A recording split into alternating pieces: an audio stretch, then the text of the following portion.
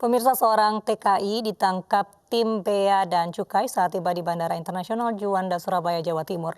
Pelaku membawa 3 kg sabu dari Malaysia yang disembunyikan dalam peralatan listrik.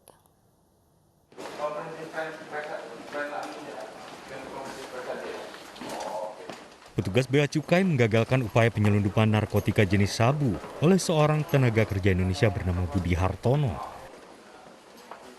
Pelaku kedapatan membawa sabu seberat 3 kg dari Malaysia saat mendarat di Bandara Internasional Juanda, Surabaya 22 September lalu. Sabu disembunyikan pelaku di dalam 29 stop kontak seklar lampu. Pelaku mengaku dijanjikan upah 30 juta rupiah dari seseorang di Malaysia. Rencananya sabu senilai lebih dari 3 miliar rupiah ini akan dikirim ke Madura. Ternyata memang dari X-ray barang bawaannya ada indikasi barang yang disembunyikan. Dari barangnya pun kira-kira agak aneh kan gitu, bawa stop kontak yang agak banyak dari Malaysia, di sini udah banyak. Dari X-ray ya udah nampak itu bahwa itu ada barang lain yang disembunyikan sana. Kemudian kita dalami dan kita buka, dan ternyata memang kemudian kita lakukan tes narkotes positif. Lalu kemudian kita uji ke laboratorium Bea Cukai dan memang hasilnya positif sabu-sabu. Pelaku dijerat pasal berlapis Undang-Undang tentang narkotika serta kepabeanan dengan ancaman hukuman maksimal 20 tahun penjara. Dari Sidoarjo, Jawa Timur, Pramono Putra, iNews melaporkan.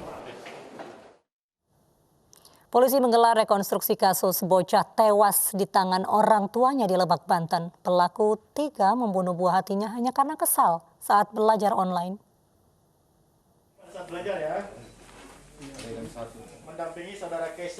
Pasangan suami istri IS 27 tahun dan LH 26 tahun yang menjadi tersangka pembunuhan anak kandung menjalani rekonstruksi di Polres Lebak, Banten. Dalam rekonstruksi terungkap, tersangka LH menganiaya anaknya KS yang baru berusia 8 tahun karena kesal korban kurang paham saat belajar online. Kekesalan LH yang merupakan ibu korban memuncak karena menganggap korban tidak secerdas saudara kembarnya dalam mengerjakan PR sekolah.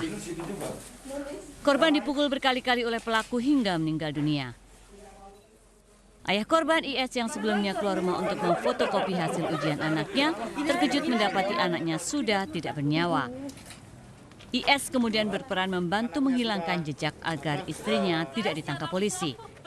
Dalam rekonstruksi ini terdapat 13 adegan yang diperagakan kedua tersangka.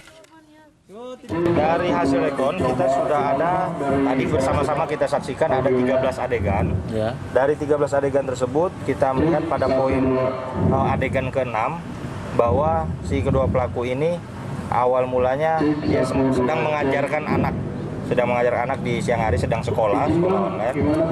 Pada saat itu anaknya ini kurang paham dan memang kami temukan fakta bukti baru di handphonenya pelaku. Memang pelaku ini sering melakukan penganiayaan sebelumnya. Kedua tersangka mengubur jasad korban di Lebak, Banten setelah membunuhnya di kontrakan mereka di Jakarta. Hal tersebut mereka lakukan untuk hilangkan bukti. Keduanya sempat mengakui anak mereka hilang. Kedua tersangka dijerat pasal perlindungan perempuan dan anak serta pasal kekerasan dalam rumah tangga dengan ancaman 15 tahun penjara. Dari Lebak, Banten, Iskandar Nasution, iNews melaporkan. Kasus orang tua menganiaya anak kerap terjadi di berbagai daerah, salah satunya di Malang, Jawa Timur. Seorang ibu tega menganiaya anak hanya karena tidak paham dengan pelajaran matematika.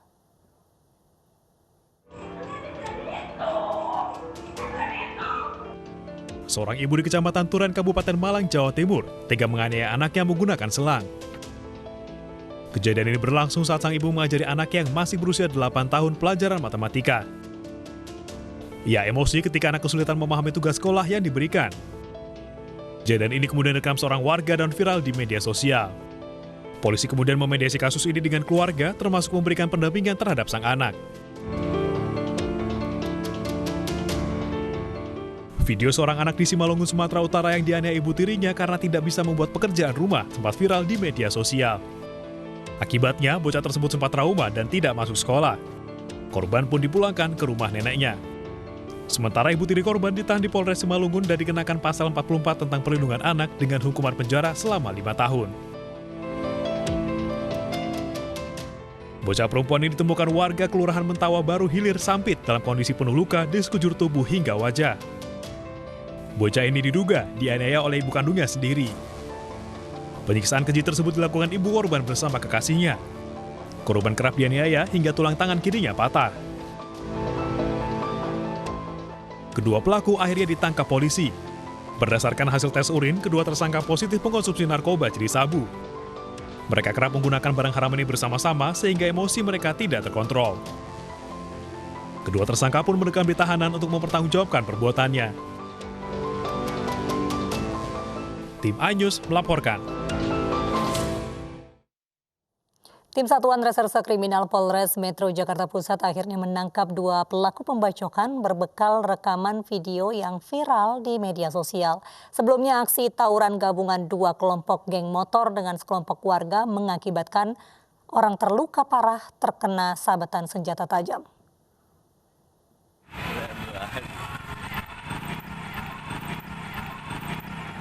Inilah aksi tawuran antar 2 kelompok geng motor dengan sekelompok warga yang direkam salah seorang warga dan videonya viral di media sosial.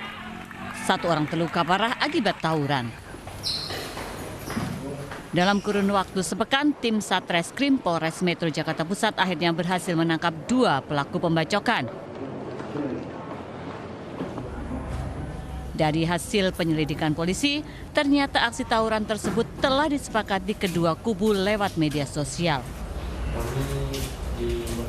Kita berhasil menangkap 3 orang pelaku, AS umur 18, kemudian MN umur 20, dan MDF ini masih di bawah umur. Ketiganya setelah kita tangkap dan kita periksa mengakui bahwa malam itu pagi menjelang subuh telah melakukan tawuran di lokasi tersebut. Dari pengakuannya mereka berawal dari medsos, yaitu dengan IG-nya melakukan komunikasi dengan kelompok korban melalui IG. Selain pakaian yang digunakan korban dan kedua tersangka, polisi juga mengamankan barang bukti belasan senjata tajam jenis celurit. Kini polisi tengah mengejar para pelaku pembacokan lainnya yang masih buron.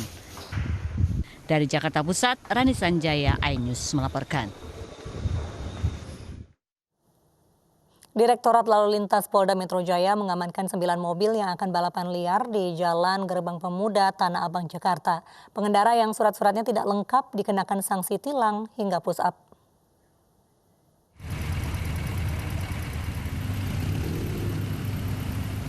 Satuan Patwal Direktorat Lalu Lintas Polda Metro Jaya menggagalkan aksi balap liar di Jalan Gerbang Pemuda Tanah Abang, Jakarta Pusat, Sabtu dini hari. 9 mobil yang berpartisipasi dalam aksi balapan liar ini langsung diamankan dan dibawa ke Polda Metro Jaya. Petugas memberi sanksi tilang kepada mereka yang tidak melengkapi surat-surat kendaraan dan dihukum push up. Terima kasih. Sementara samankan 9 mobil, lanjut ditilang semua, tilang. 1 kita amankan karena tidak dilengkapi surat yang sah, terutama STNK. Ditlantas Polda Metro Jaya akan terus menggelar razia ini untuk menindak pelaku balapan liar. Dari Jakarta, Miftahul Gani, iNews melaporkan. Pemirsa, di akhir pekan, wisatawan asal Jakarta dilarang berlibur ke Puncak Bogor. Kami hadirkan informasinya sesaat lagi.